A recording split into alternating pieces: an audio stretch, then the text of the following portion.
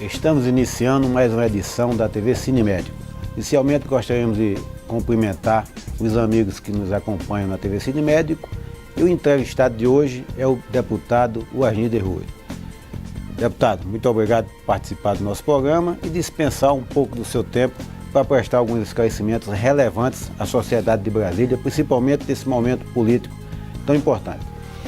O deputado Warney Rui é economista, recém-aposentado na Companhia Nacional de Abastecimento. Ele mora em Brasília desde 1959, é mestre em Economia pela Universidade Federal de Minas Gerais e Universidade de Oxford, na Inglaterra.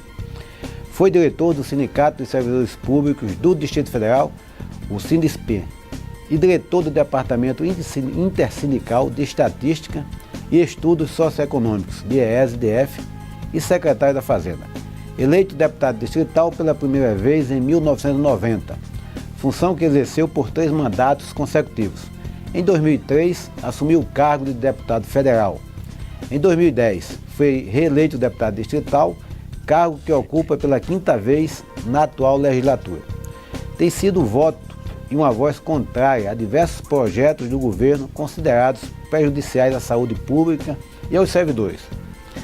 Deputado, o senhor votou contra o projeto de lei complementar que permite a reversão ao Tesouro do DF do superávit financeiro de fundos, inclusive da Previdência e IPREV.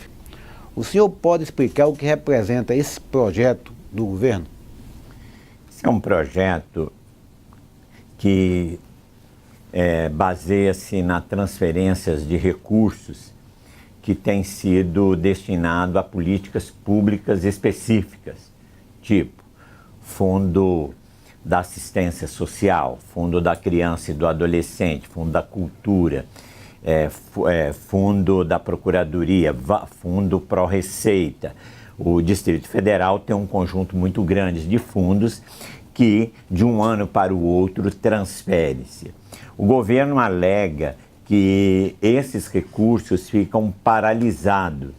De fato, o indicador que nós temos mostra um alto índice de não utilização dos recursos, mas isso decorre muito mais da inatividade do próprio governo, da não operacionalização do governo do que o próprio fundo. O fundo é um mecanismo de defesa de determinadas políticas que o Estado entende ser inerente à sua própria função. Então, essa transferência é uma apropriação indevida de um recurso bastante volumoso, próximo a 400 milhões de reais, que o governo fez destinado a políticas que têm o seu direcionamento para fortalecimento de determinados segmentos na sociedade. A criança, o idoso, né, a assistência social, a procuradoria e determinadas políticas que o governo desenvolve.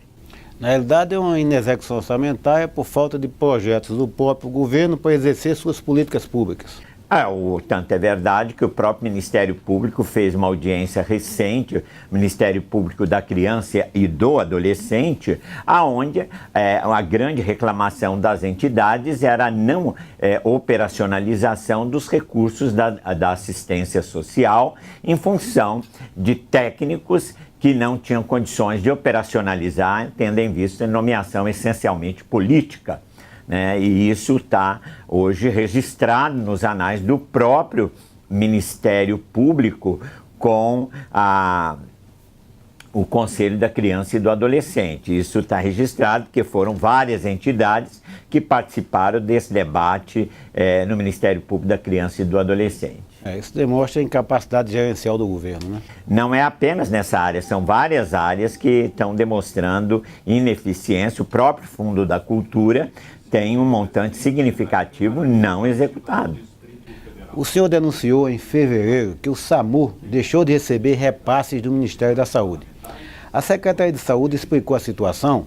Os repasses foram retomados?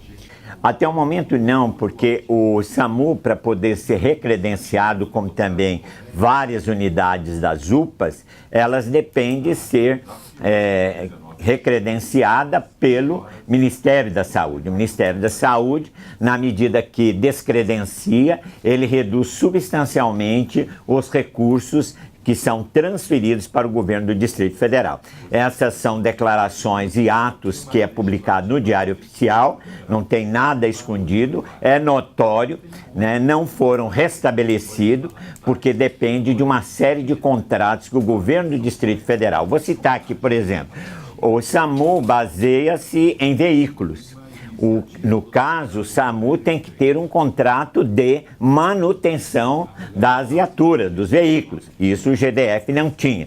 Então, isso era um dos elementos de um conjunto. Isso representava uma perda de mais ou menos 19 milhões mês. O caso da UPA é uma média de R$500 mil por unidade mês. Por aí você avalia, né? No caso, eu tenho mais especificamente a unidade Ceilândia, que é a maior e a mais representativa, o seu descredenciamento do Ministério da Saúde.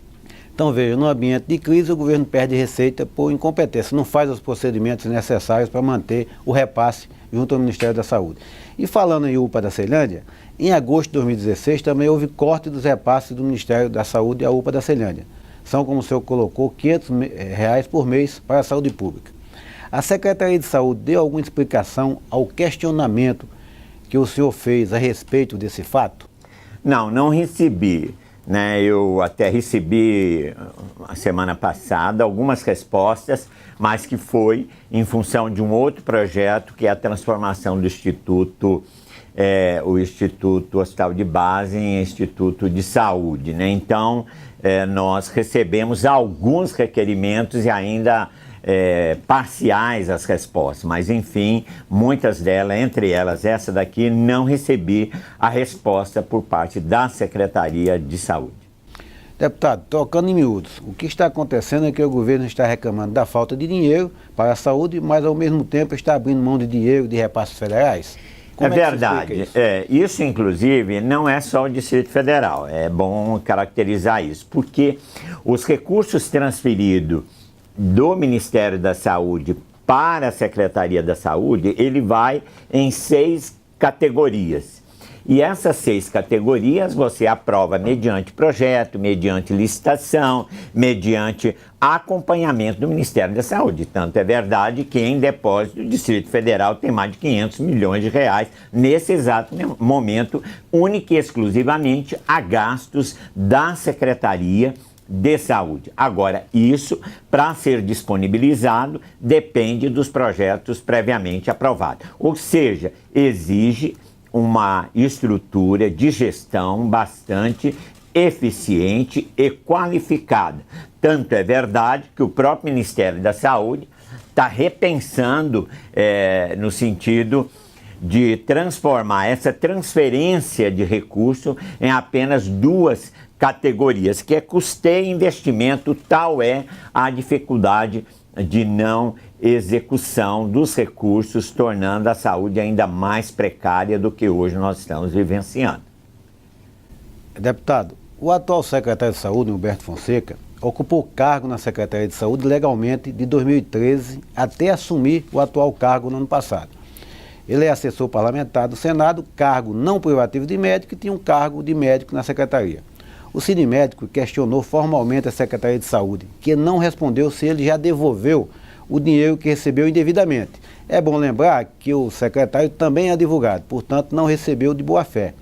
A CPU chegou por essa questão, e o que é que o senhor acha desse comportamento do secretário, já que agora ele pretende ser o presidente, membro nato do Conselho Administrativo do Instituto Hospital de Base, se for aprovado, e o seu presidente, com esse comportamento, o que é que o senhor acha dessa questão?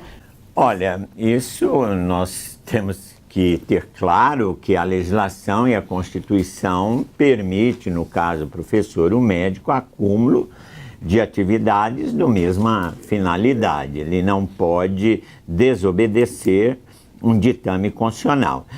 Cabe à Secretaria da Saúde, né, e ao próprio Tribunal de Contas do Distrito Federal, que tem muito essa atribuição, e o próprio Ministério Público. Nós temos uma promotoria de saúde nós não podemos, com todo respeito ao secretário, transformar uma situação pessoal que contamine toda a gestão. E isso é um custo muito alto, moralmente falando, para o governo do Distrito Federal ser conivente com irregularidades de administração.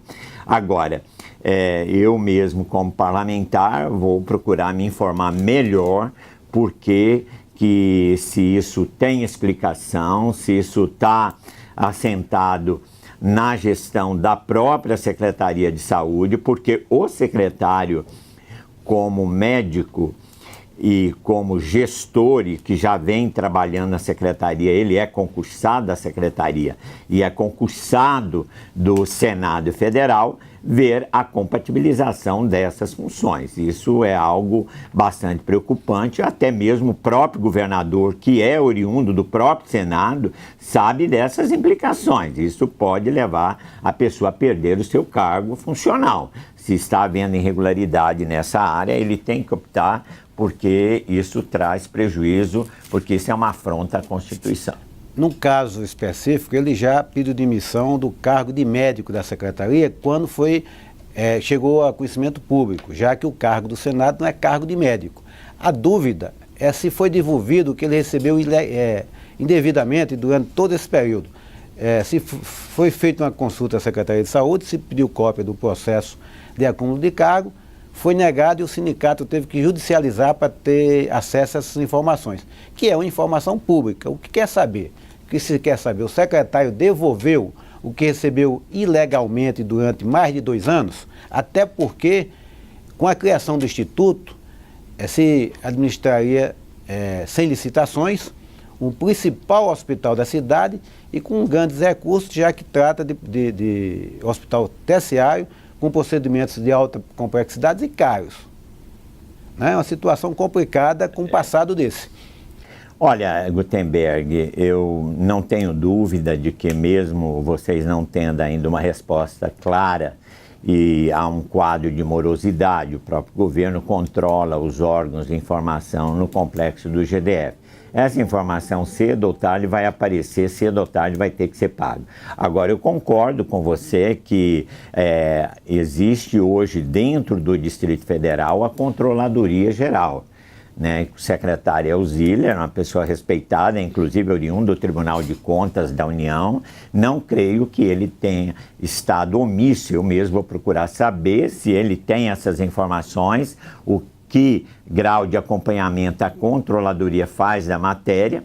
Eu não sabia que esse assunto seria tratado aqui, mas vou, até porque cabe a mim como parlamentar também fiscalizar, vou me procurar inteirar sobre esta relação funcional do secretário da Saúde. Ela precisa ser mais bem entendida, porque eu não sei qual é o cargo de fato dele no Senado, como também que condições deu a sua requisição e a sua nomeação para secretário da Saúde. Agora, é melhor aprofundar, conhecer os detalhes antes que surja uma acusação absolutamente infundada, e ninguém está aqui a fim de ficar fazendo isso, e não é o meu estilo de trabalhar. Mas é meu dever inquirir e ter a informação, porque é uma função pública que tem parâmetros e exigências, e vou procurar fazer esse dever de casa. Muito bem, deputado. Com os índices de mortalidade aumentando como nunca antes na história de Brasília, o governo perdendo financiamento federal para programas como UPA, SAMU, a CPI da Saúde não encontrou motivo para responsabilizar ninguém por coisa nenhuma? Não, veja bem, a CPI encontrou. Houve um relatório que foi feito, sugiro que vocês do Sindicato dos Médicos peçam o relatório. Foi feito os relatórios setoriais, no caso o meu relatório tratou mais das questões de finanças, orçamento, contratos. Naturalmente eu não podia deixar de usar as degravações de conversas que a presidente do Sindicato da Saúde, a Marli Rodrigues, teve com vários, desde o vice-governador, a várias lideranças e quadros da gestão do governo na área da saúde. E nessas gravações surgiram várias informações que necessitam ser aprofundadas. A nossa atitude não foi incriminar ninguém, mas foi de entrar com pedidos investigatórios, que vai desde o governador, a secretária de saúde. Entretanto, o relator e parte da comissão entendeu que não tinha condições daquelas investigações serem aprovados. Foi adulterado, o meu relatório foi adulterado. Apresentou um relatório em separado. Aí eu pedi, eu pedi a retirada do meu relatório, apresentei um relatório em separado, mas foi aprovado um outro relatório que a do relator Lira, que é um deputado novo dessa última legislatura, mas que entendeu por bem não entrar e não aprofundar nessas discussões que tinham sido alvo de denúncias apresentadas à comissão. Lamentável, deplorável, um prejuízo, sequer nem entrou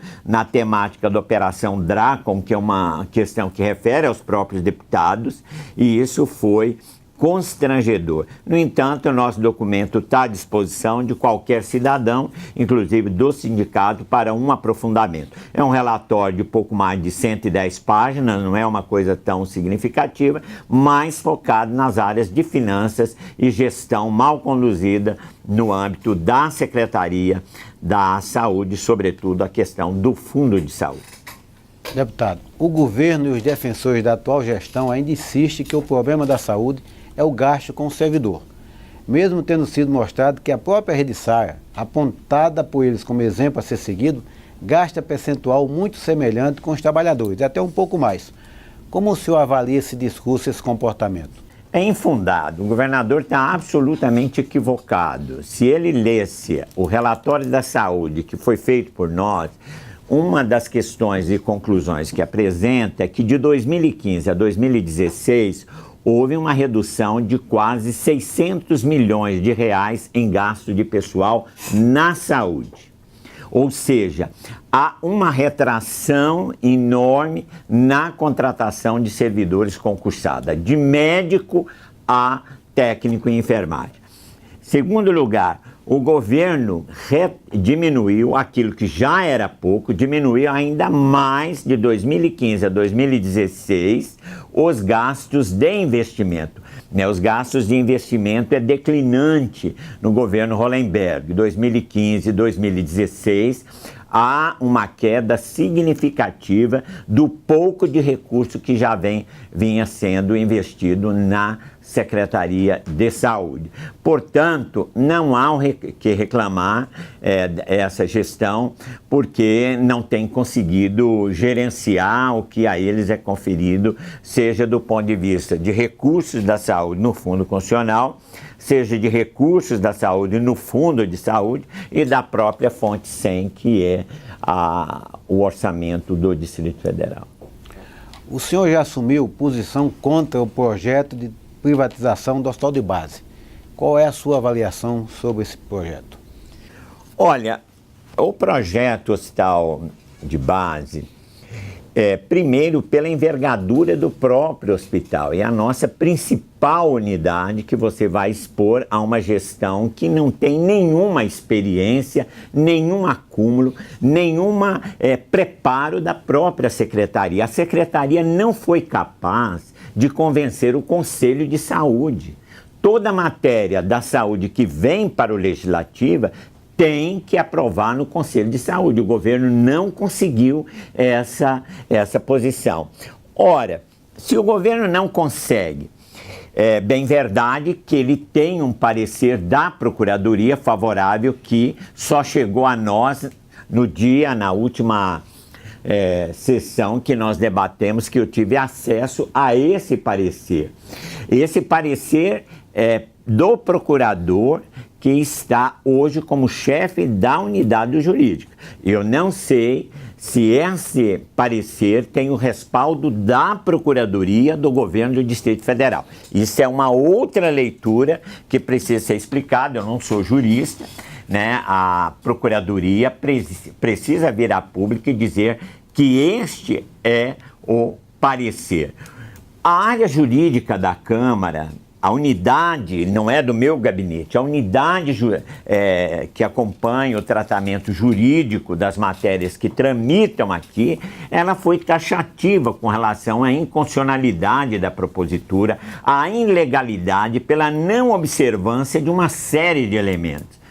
A questão de compras de medicamento, a questão de contrato de pessoal, a questão da transferência de um patrimônio público para uma organização, como que o governo, sendo setor público, cria uma unidade, setor privado, para fazer gestão aos moldes privados por pessoas indicadas pelo próprio governador. Quer dizer, há uma série de explicações que não foram dadas. Por último, nós ainda temos uma série de experiências que foram desastrosas na saúde. O que ocorre nesse processo é uma desarticulação, né? Desarticulação que consequentemente vai ocorrer com o hospital de base, que tem toda uma história vinculada ao Sistema Único de Saúde, de fortalecimento de atividades essencialmente públicas para uma unidade privada que vai gerenciar aquilo, né? E é desnecessário dizer que a própria gestão, o governo tenta comparar com Sara Kubitschek e a própria gestora do Sara Kubitschek, a doutora Lúcia Braga, ela é muito taxativa e ela falou perante o próprio Ministério Público Federal.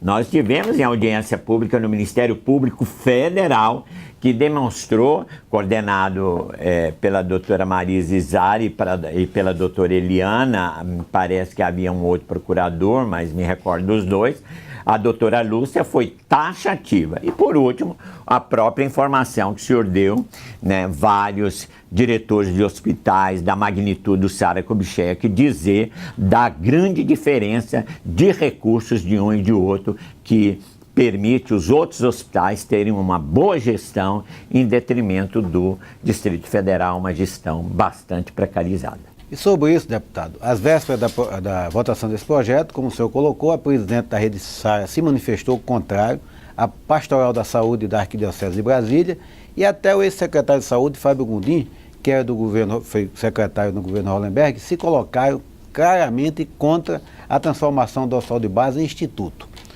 Como isso repercutiu entre os deputados? Olha, eu tenho muita dificuldade de falar pelos meus colegas deputados. O governo tem uma certa maioria aqui, ele controla o voto dos parlamentares, né? Isso não posso ser assim específico, porque cometeria injustiça e eu procuro preservar uma relação de respeito com os colegas deputados. Agora, é temerário um processo desse, porque não é só a Câmara que avalia, a Câmara até pode votar. Isso é a sociedade que cedo ou tarde vai cobrar dos desastres que o governo está assumindo. Porque se esse governo tivesse tido a capacidade de obter contratos de manutenção, de gestão dos aparelhos de imagem, do apoio de servidores, o caso, exemplo da pediatria do Gama, que o governo chegou lá para reinaugurar, e depois teve que ser fechado com 2 meses, não enfrentar de cara qual é o problema, como contornar ele, a subutilização do Hospital de Santa Maria, né? Então nós estamos vivendo um quadro de precarização na saúde. Eu não quero aqui ser genérico, porque há muitos servidores, tanto na gestão como que não ocupam cargos comissionados, extremamente dedicado. A folha da saúde, se nós analisarmos a folha da saúde no Distrito Federal em relação a todos os estados, nós vamos perceber que a média remuneratória nossa está entre as melhores. Então, há algo de estranho que precisa ser explicado e que não foi explicado. O governo está querendo entrar num caminho que demonstrou ser um desastre em vários estados. É verdade que nós temos a gestão do Hospital da Criança, que é feito pela Abrace, mas não podemos desconhecer que o próprio Hospital da Criança, que é mantida pelo governo, foi a própria Abrace que construiu. Há uma história dentro da cidade, há um outro cenário que foi viabilizado, que todos nós respeitamos e acreditamos, isso, aquilo, outro. E ainda assim, segue uma série de observações e controle do poder público. O Hospital da Criança tem o controle do setor público. Não é o caso da proposta do governo com relação ao hospital de base. Deputado, e qual a sua avaliação em relação ao substitutivo que propõe transformar o hospital de base em órgão autônomo, mas sem mudar a natureza de instituição pública? Olha, eu creio até que é uma proposta a ser discutida. Eu creio que não teve tempo para ser aprofundada, porque se vai descentralizar para o hospital de base, por que não descentralizar para outros hospitais? Eu creio que é uma proposta que o governo não vai levar nem em consideração.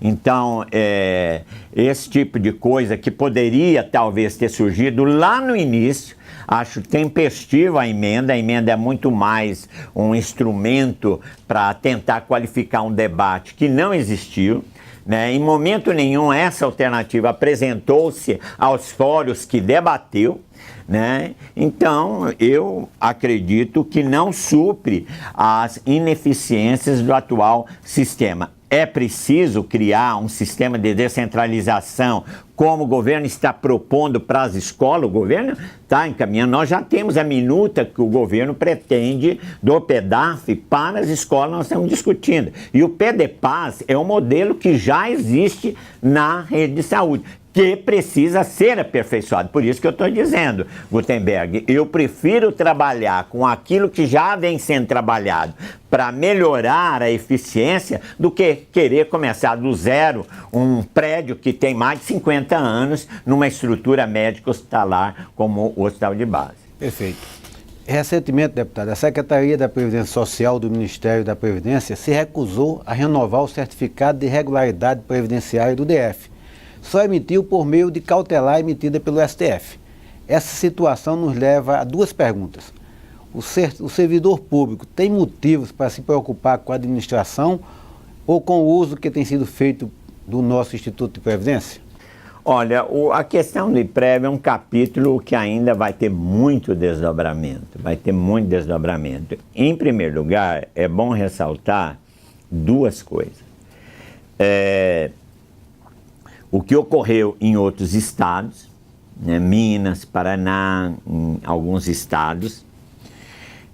Segunda coisa, a bancada do PT, quando apresentou um debate para o governo dessa matéria, apresentou um conceito que depois o próprio Tribunal de Contas da União derrubou, que era o conceito superavitário do Instituto, e propunha para o governador diminuir a alíquota de participação do Estado, que era 22%, né? E isso o próprio governo conseguiu diminuir de 22% para 16%. Entretanto, o governador, apoiado aí pelos deputados, fez dois movimentos de retirada de dinheiro do Fundo da Previdência, que hoje ultrapassa aí, está entre 1 bilhão e 700 a 1 bilhão e 900, ninguém sabe. Isso a preços de 2015, não podemos estar esquecendo que a gente fala dessas rubricas hoje com uma facilidade, sem levar em conta a questão de tempo e com relação ao preço do dinheiro. Então, eu entendo que houve um equívoco enorme do governo. Eu sei que o governo vive momentos de dificuldade, mas o governo sabe que o Distrito Federal poderia ir ao mercado e emprestar, e não emprestar do servidor para pagar zero de taxa de retorno desse dinheiro. O governo tem a possibilidade de utilizar 200% da receita corrente líquida. Ele utilizou apenas 34%. É o último relatório de metas do governo. Então, isso que fizeram, tomar emprestado, pagar com ações do BRB, com terrenos que não conseguiram sequer ainda transferir, é uma demonstração de absoluta irresponsabilidade. Deputado, o que representaria para Brasília a perda do certificado de regularidade previdenciária? Esse é um documento fundamental para efeito de você transacionar com o Estado, né? Principalmente com a União. É uma exigência que hoje compõe um conjunto de formulações de contrato, transferências de recurso. Então, é um dos instrumentos que a União controla a responsabilidade do Estado no trato da questão previdenciária do servidor. Tanto é verdade que eles conseguiram uma liminar que a ministra Rosa Weber deu numa situação absolutamente precária. Olha que o Distrito Federal nunca vivenciou esse cenário. Está vivenciando nesse momento pelo caminho e pela não forma de equacionar, né? Por exemplo, um dos principais motivos que levou ao indeferimento na justiça é a questão de pagar com ações do BRB. Isso não é possível. O governo, então, começa a ampliar seu leque de procedimentos que não têm cobertura legal. Né? Não que o BRB não vale, é para que esse recurso não pertence e não pode ser utilizado para as finalidades que o governo tem utilizado. É uma situação grave e preocupante. A Comissão de Fiscalização Financeira e Controle da Câmara dos Deputados aprovou um pedido de investigação pelo Tribunal de Contas da União por supostas irregularidades no uso de recursos do Fundo Constitucional do DF. O senhor está acompanhando esse assunto? Olha, a gente já acompanha desde 2015 a questão da gestão do Fundo Constitucional do Distrito Federal. Nós estamos com vários problemas no Tribunal de Contas da União, mas o levantamento que nós procuramos fazer foi identificar as perdas do Distrito Federal. Nós temos perdas de 4 naturezas, uma no procedimento do cálculo, outro com relação ao não empenho e, consequentemente, o dinheiro fica retido na União porque o fundo de um ano, qualquer sobra, não pode ser transferido para o ano subsequente. A segunda questão, a terceira, melhor dizendo, os empenhos que não são liquidados, ou seja, houve problema de licitação, houve a licitação, mas a empresa desistiu, e aí não pode ser feito com esse recurso do ano anterior. E, por último, a questão do plano de saúde dos policiais, bombeiros e policiais militares. Na realidade, essa utilização dos recursos, a partir desse debate, o governo tem feito alguns movimentos de gestão no fundo que traz soluções de um lado, mas traz preocupação de outro. Vou aqui citar a questão do final de 2016. No final de 2016, o que o governo fez? A folha da Segurança Pública, em dezembro, ele não pagou com o orçamento de 2016. Ele transferiu essa folha na ordem de 370 milhões de reais para a área da segurança e para a área da saúde.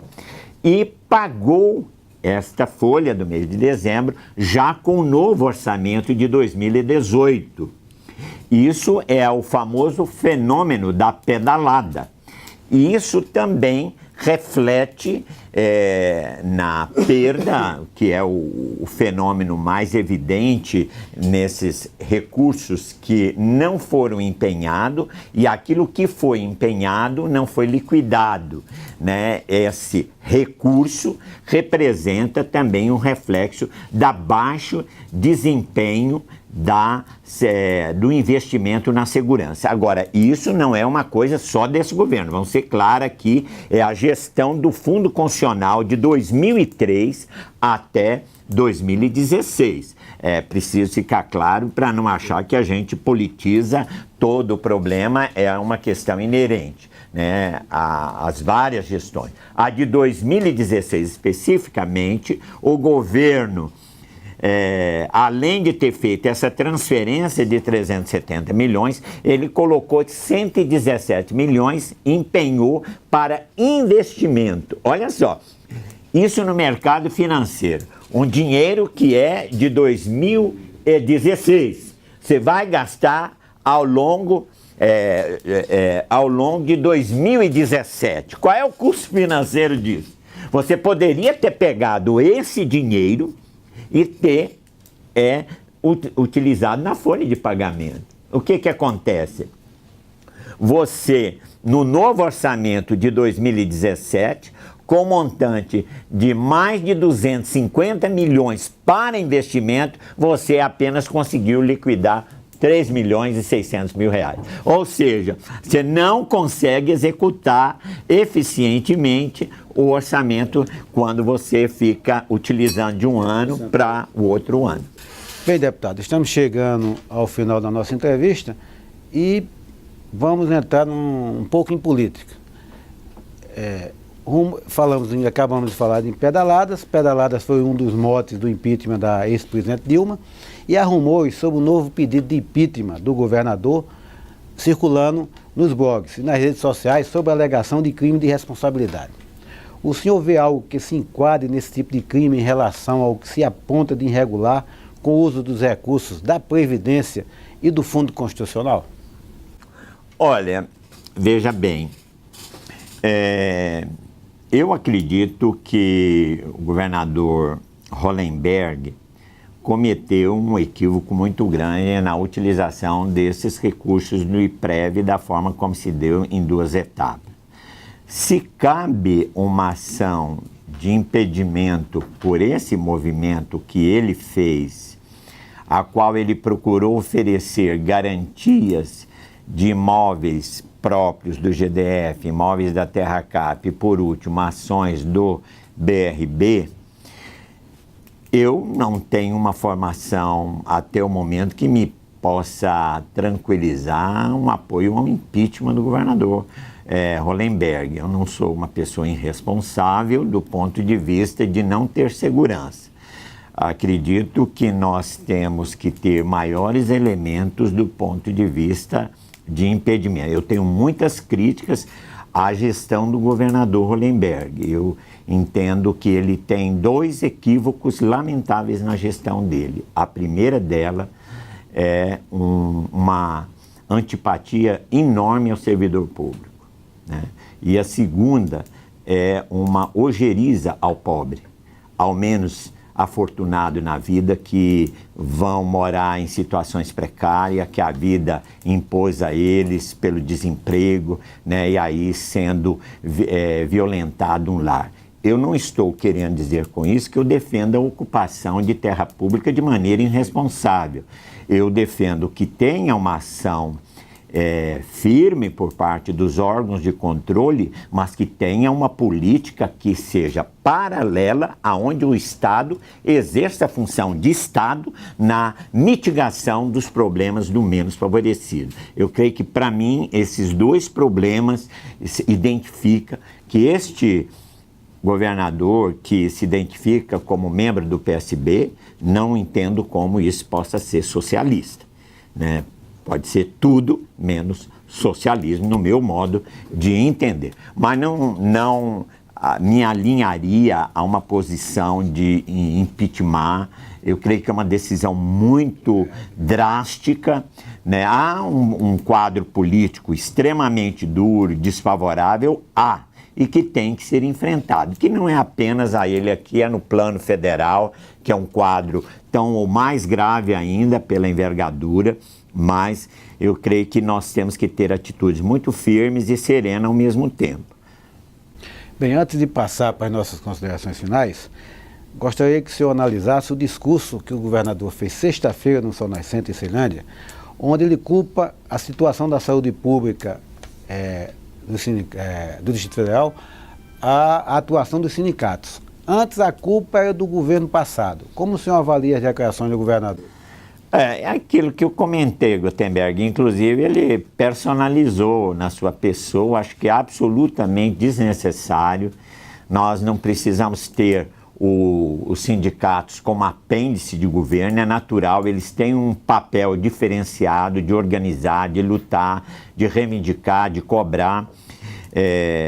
Eu lamento que o governador tenha chegado a esse nível. Não precisa, isso é um debate político, né? É um debate de grande impacto na cidade e ele tem que dar a qualificação dos argumentos que ele defende um ou outro. E não é defender, simplesmente querer comparar com Sara Kubitschek. Uma pessoa que está ao nível dele tem que dizer à sociedade, em primeiro lugar, porque que em 1º de janeiro de 2015 eu não propus e não caminhei para uma reformulação no modelo de saúde a tal ponto de apresentar algo qualificado para a população.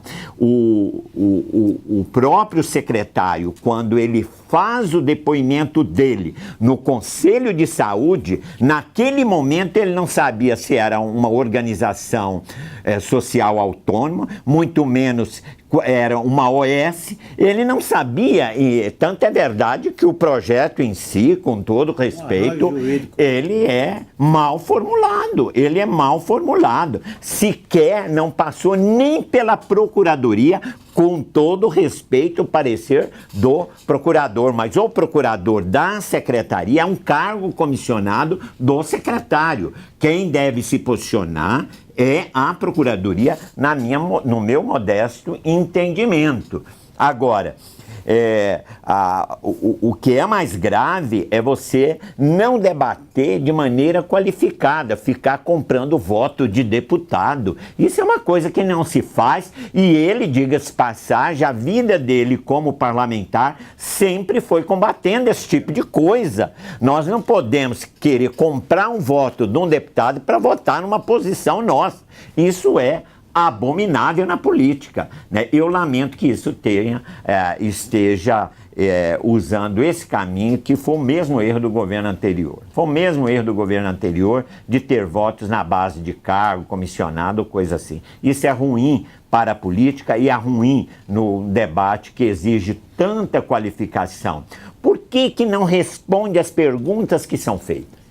E à medida que as inconsistências foram aparecendo, ele foi mudando de discurso, né?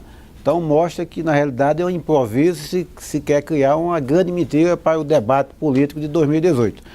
Bem, deputado, chegamos ao final do nosso programa, passamos agora para as suas considerações finais.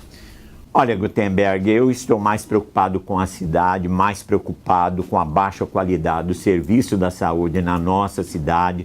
Tenho procurado visitar as nossas unidades, Hospital de Sobradinho, do Gama, Hospital de Planaltina, Hospital de Santa Maria, várias UPAs de Sobradinho 2, lá de São Sebastião, como também a Casa de Parto, foram todas visitadas. Temos procurado visitar centros de saúde, como Taguatinga fizemos. E como presidente da Comissão de Saúde, eu acredito que o governador e o secretário deveriam andar mais às unidades, deveriam andar nas emergências. Eu quero aqui terminar relatando a palavra do diretor do Hospital de Santa Maria. Ele me disse, olha, deputado, um diretor novo, Igor, doutor Igor, então falou, olha, deputado, eu tenho procurado ir à emergência e ir aos diferentes enfermarias para ver, inclusive, a disponibilização. E tenho verificado que os pacientes não precisam passar tanto tempo na emergência, podendo ser deslocados. Então, eu mesmo faço isso. Eu entendi como é a saúde, ela exige com que a autoridade vá lá. Eu fui lá na lavanderia, quando o governo tirou a empresa que cuidava da lavagem de roupa do Hospital de Santa Maria. Eu fui lá na lavanderia, né? A senhora que inclusive estava cuidando lá, me perguntou para mim: o senhor vem aqui me ajudar? Ela estava correta, porque ela vê muita politização naquilo que é um direito do cidadão. E isso é extremamente ruim, mas cabe sim às nossas autoridades conhecer mais de perto aquilo que está acontecendo. Eu acho que o governador deve visitar com mais frequência as nossas unidades hospitalares, a nossa emergência, para poder, que eu tenho absoluta certeza que o discurso dele mudará e ele vai ser mais vigilante porque não utiliza o recurso que está depositado na Secretaria da Saúde. Porque pelo menos não chega ao ministro da Saúde: olha, eu preciso utilizar em outra finalidade. Então, pode não conseguir, isso é do processo. Mas, lamentavelmente, o quadro que nós vivemos na saúde no Distrito Federal é um quadro nunca visto. Com todas as dificuldades dos governos anteriores, eu creio que nós nunca vivenciamos um cenário tão dramático e tão desfavorecido quanto esse que estamos vivendo. Na realidade, a gente tem observado a falta de compromisso com a gestão pública, tanto essa pressa na criação desse instituto. Bem, chegamos ao final do nosso programa, contamos com a presença de você que nos assiste amanhã, a partir das 14 horas, na Câmara Legislativa, para impedir que esse projeto que cria o Instituto Social de Base seja votado. Aguardo todos vocês. Muito obrigado e até a próxima terça-feira, na nova edição da TV Cine Médio.